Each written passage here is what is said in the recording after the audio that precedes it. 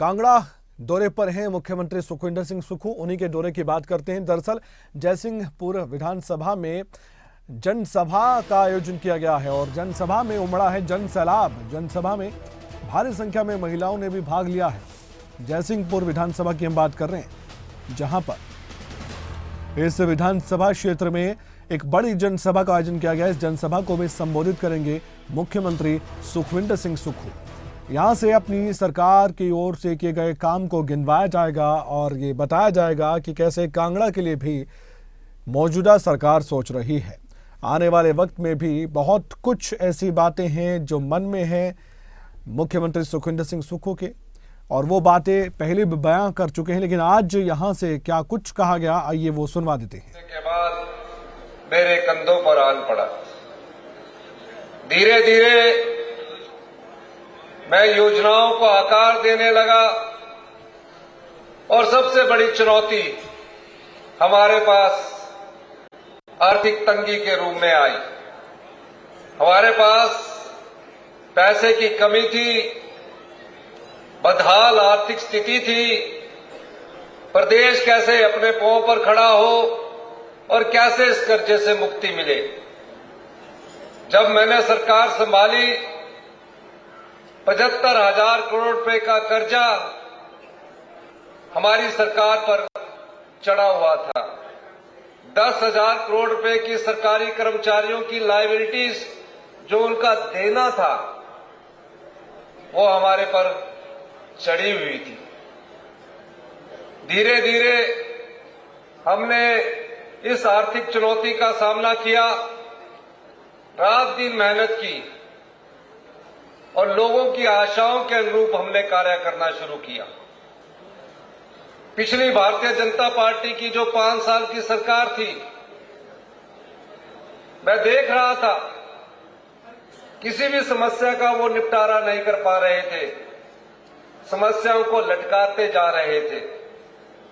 युवाओं के टेस्ट तो हो जाते थे, सरकार में रोजगार पद तो निकाले जाते थे, लेकिन एक भी ऐसा सरकारी क्षेत्र में रोजगार जो कोर्ट में ना गया हो, उसका समाधान वो ढूंढ नहीं सके।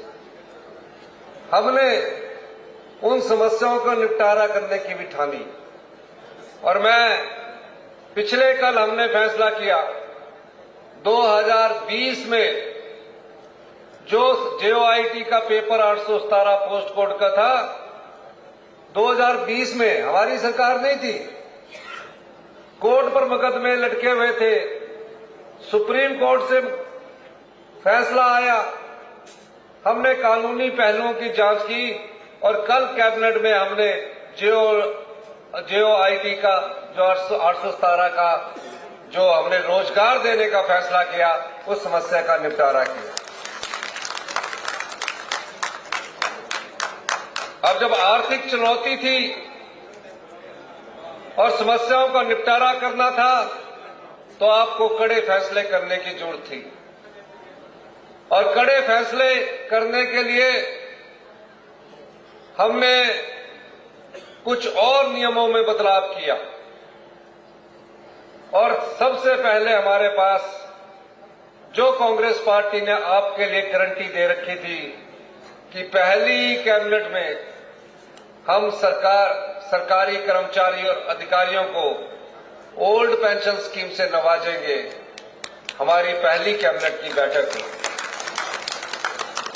और पहली कैबिनेट में हमें कहा गया, वही अधिकारी थे, कि अगर आप ओल्ड पेंशन स्कीम लागू करेंगे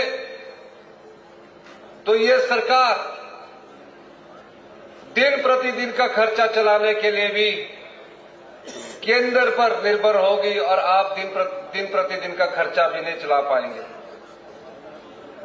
जब अधिकारी मेरे पास बैठक करते थे, मैं सोचता था और सोच विचार करने के बाद मैं उसका समाधान ढूंढता था। और कैबिनेट की बैठक में हमने 1,36,000 कर्मचारी जिन्हें ओल्ड पेंशन स्कीम नहीं मिलती थी, उन्हें एनपीएस के तहत अपना अंशदान जमा करवाना पड़ता था।